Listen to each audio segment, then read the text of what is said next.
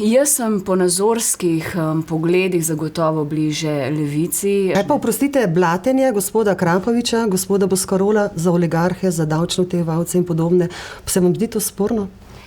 Blatenje oligarhov, nasploh blatenje se mi zdi, ki prihaja strani politikov, mainstream politikov ali strani medijev, strani ljudi, ki nastopajo na javnih funkcijah, je nesprejemljivo. Če ne, tudi jaz sem nekdanja novinarka, in me boli, ko gledam, kaj se dogaja z novinarstvom v Sloveniji, da jim ne uspemo zagotoviti normalnih pogojev dela in uravnoteženosti pri poročanju, in to politično vmešavanje v svobodo medijev, zlasti ko gre za javne servise, je zame nedopustno.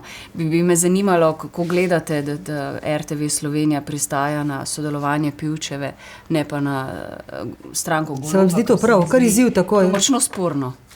Glejte, sporno je še kaj drugega.